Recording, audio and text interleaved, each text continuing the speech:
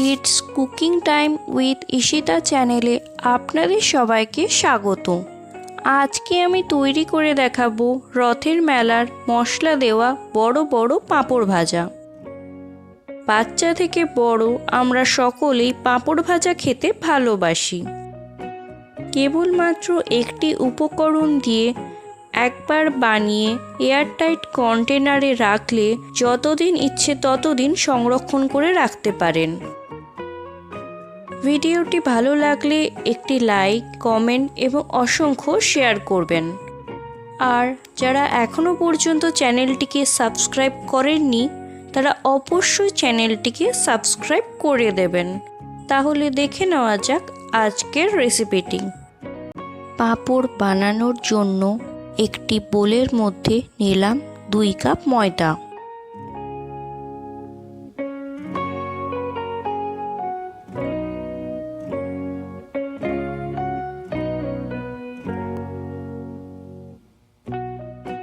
এক চামচ সাদা জিরে,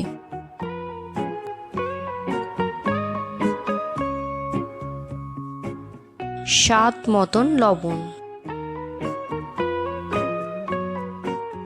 হাফ চামচ খাবার সোডা,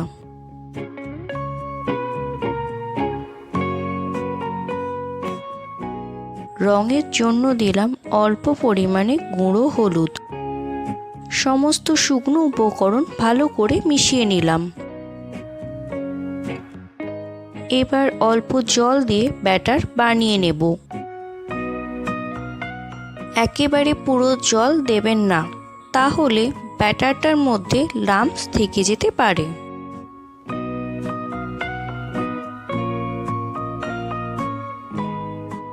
তাই অল্প অল্প করে জল ময়দার সাথে মেশাতে হবে।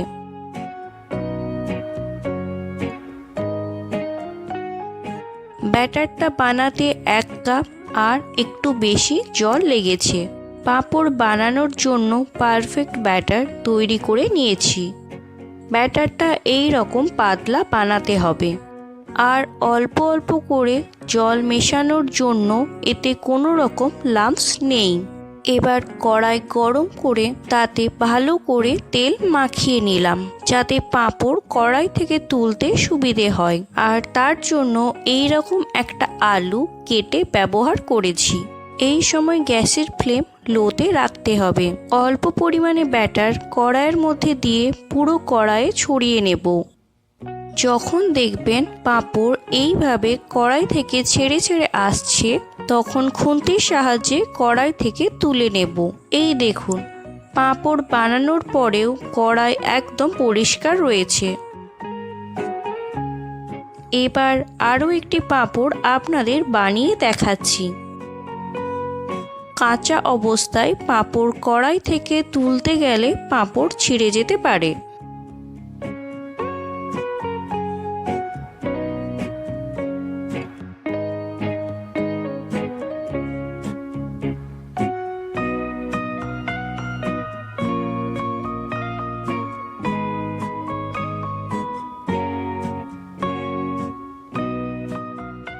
পাঁপড়গুলোকে ঠিকঠাক মাপে কেটে নেব।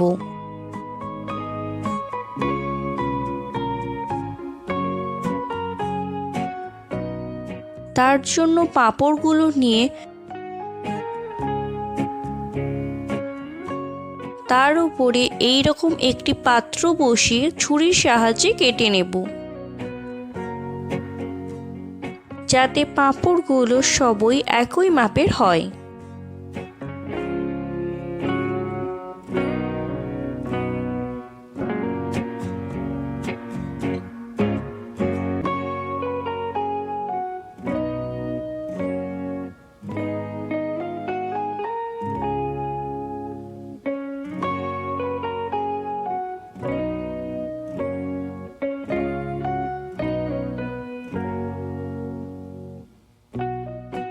আর এই এক্সট্রাগুলো ফেলে দেবেন না।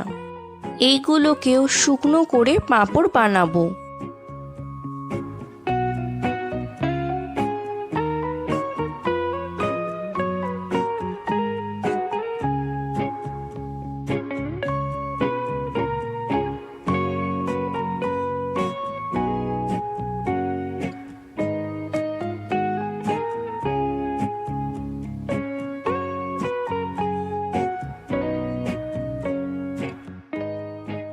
এবার পাঁপড়গুলোকে রোদে ভালো করে শুকনো করে নেব।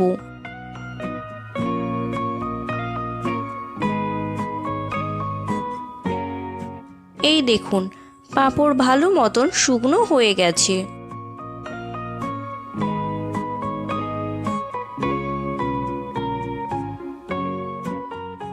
আর কেটে নেওয়া পাঁপড়গুলোকেও শুকনো করে নিয়েছি।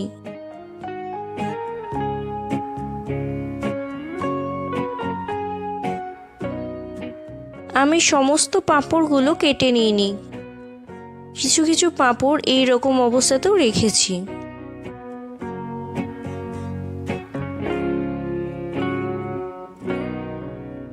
কড়াইতে তেল গরম করে পাঁপড়গুলোকে একে একে তেলের মধ্যে ভেজে তুলে নেব।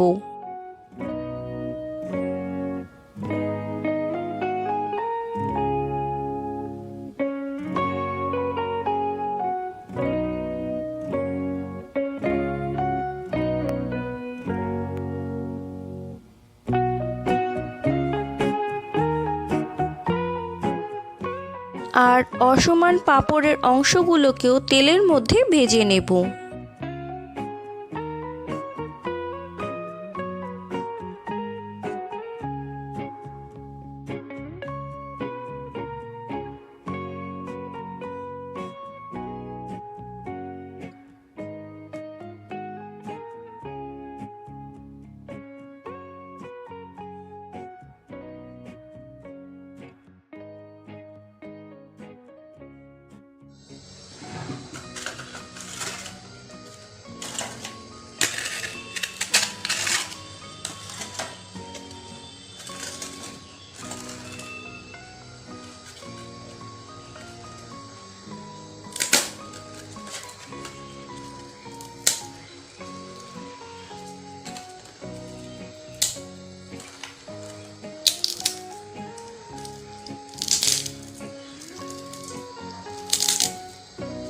এই দেখুন, পাঁপড় কতটা মুচমুচে হয়েছে।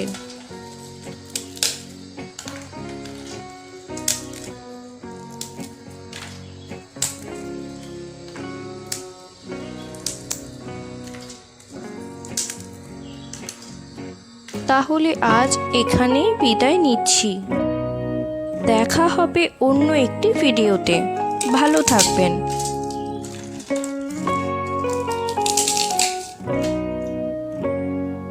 ভিডিওটি সম্পূর্ণ দেখার জন্য ধন্যবাদ।